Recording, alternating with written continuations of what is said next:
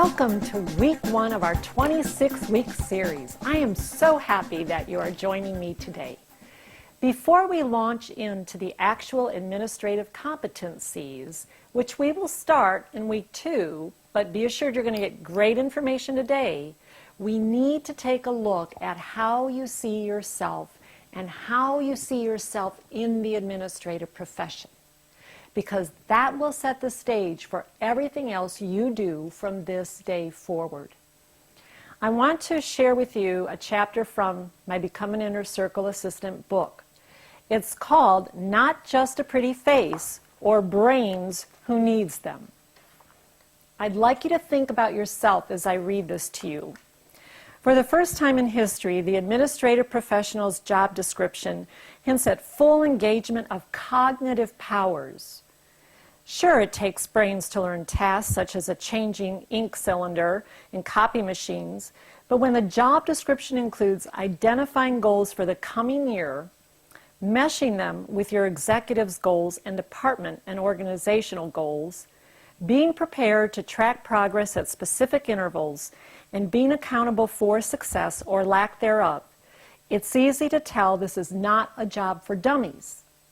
You're not a puppet, and someone else is not pulling your strings. You're in charge. You have power. And if you're to attain the Inner Circle Assistant spot and maintain it, your intellect plays a large part in your success. So if the best career advice you've received so far is to dress for success, get ready to think bigger. And think is the operating word. We're going to explore a couple of key points here. First of all, administrative professionals are no longer order takers and task doers. Thank goodness. I started in this profession in 1970, so I know the changes. I've seen the changes, and I'm happy to see how this role has evolved. What's interesting, though, often when I mention this in presentations, when I say to assistants in the audience, you are no longer order takers and task doers, and you've got to be think and be cognitive, I see their heads go, yep, yes, like, I know, Joan, you're right. What happens, though, when I go on site to a company and I do one-on-one coaching with an administrative assistant, and what that means is I am sitting by their desk for 2 full days, and I watch everything they do, and I listen to everything they say, and I get inside that wonderful brain. I realize they're not looking at things cognitively. So, a couple ideas that I want you to think about as we begin, and for today, is that if you're going to join the inner circle, if you're going to achieve administrative excellence, you have to, first of all, get involved in the business.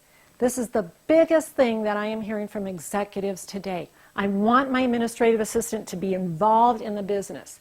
And I know exactly what they're talking about because I expect the same thing from my executive assistant. So how do you do that? I mean, after all, managers are only going to bring you in so far into the business.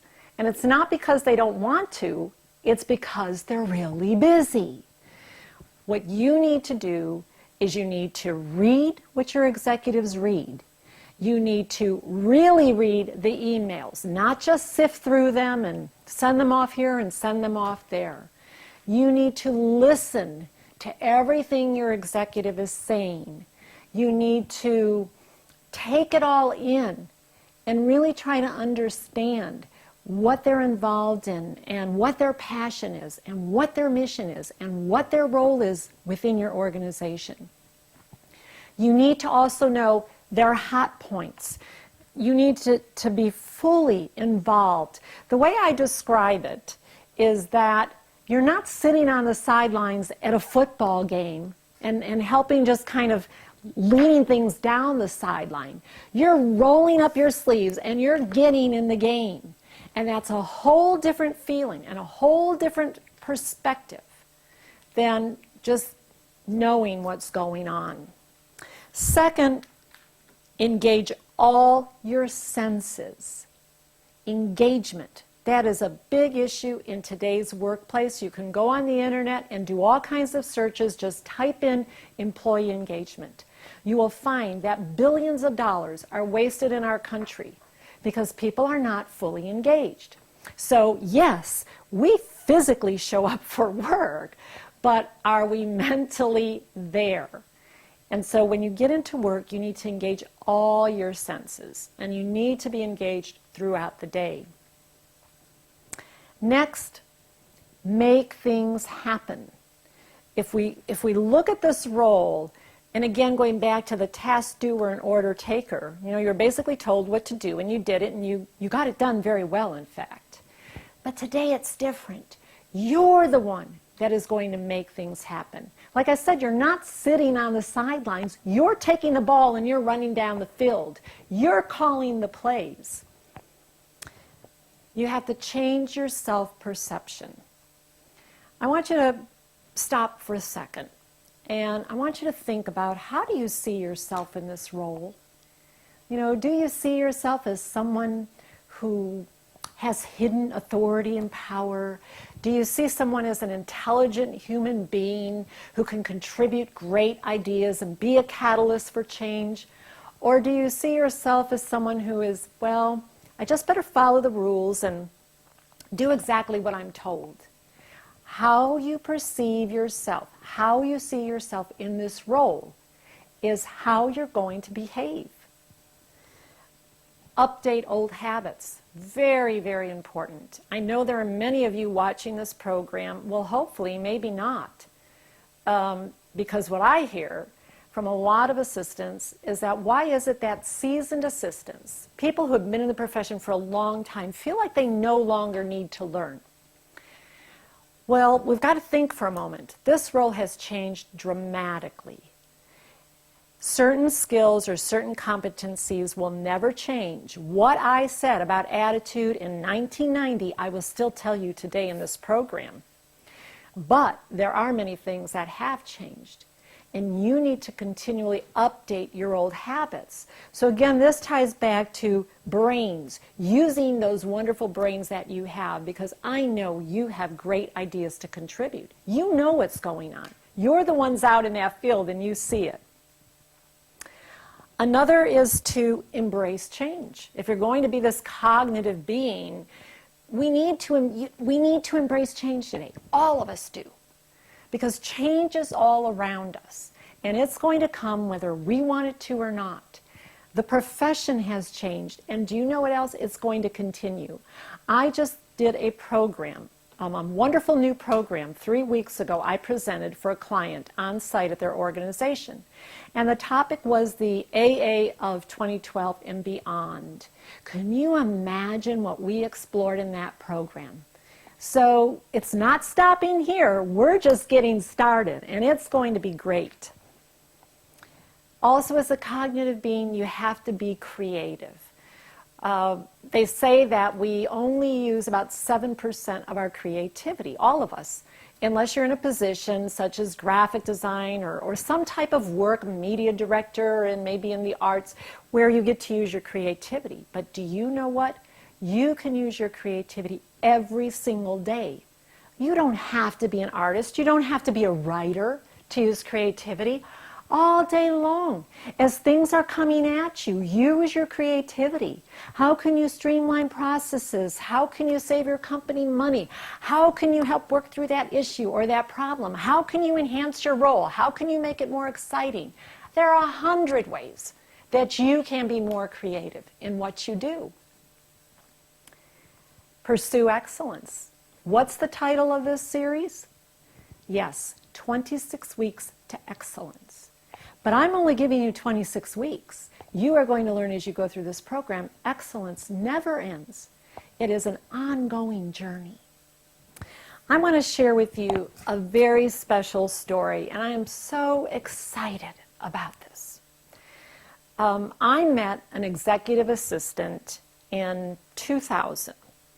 And I'm not going to tell you her name, and I won't even give you both her initials. Let's just call her J, the initial J. It's not me. I met this fabulous executive assistant.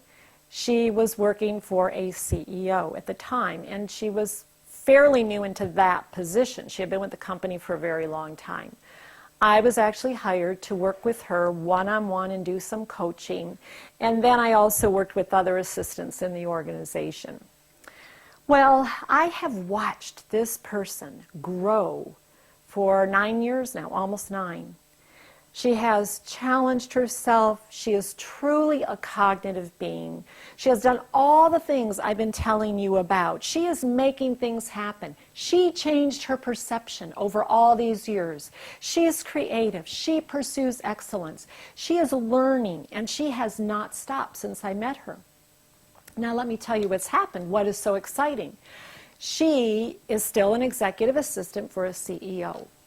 However, she has broadened her horizons. She is now a trainer. She teaches my Star Achievement series to their in-house administrative professionals. Okay, now don't everybody wonder what client of this is mine, but I just want to share this with you because I'm going to make a point. Also, she has grown, and I just had a reporter who I know and who has been interviewing me for a great article that is going to be coming out, interview her.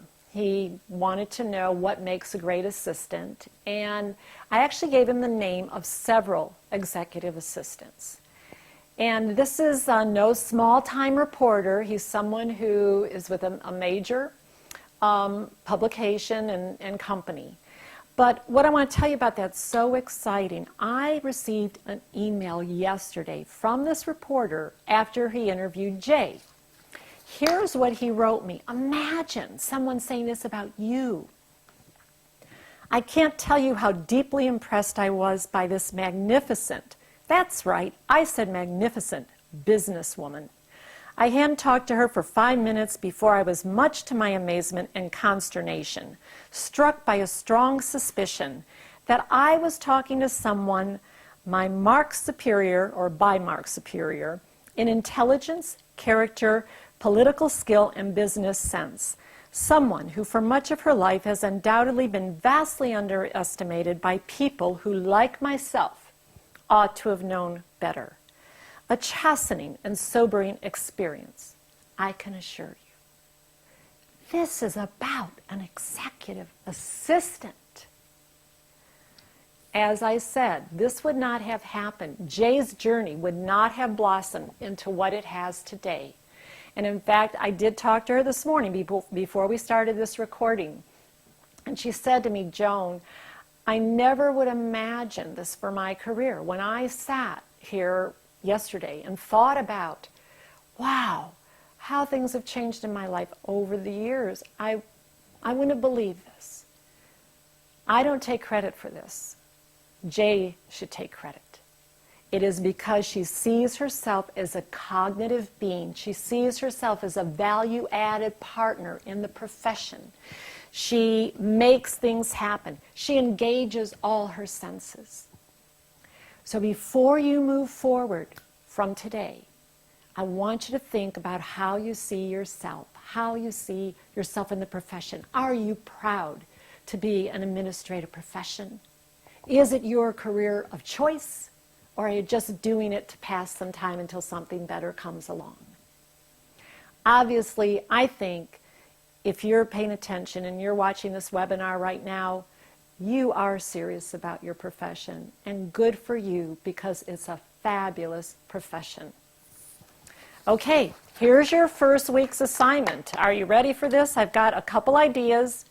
Get your pen ready. One is I'd like you to identify how you can get more involved in the business. What tools or methods can you use to learn more about your organization or your manager's work? And I don't care if you've been working for this manager for 5 years, 7 years, 10 years. There are miles. There is so much more that you can learn. For 1 week, I'd like you to make a concentrated effort to be a good listener. There are so many things that we learn when we actually listen. I'm not talking about hearing. There is a big difference.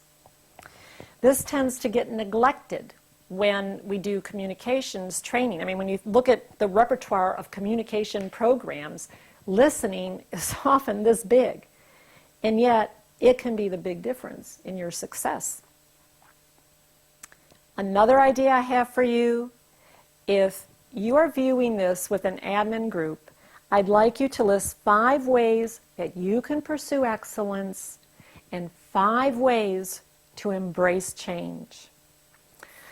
Okay, this was week 1. We're just getting started, so I hope you're energetic, I hope you're enthusiastic, and I hope you're going to come back next week. Thank you.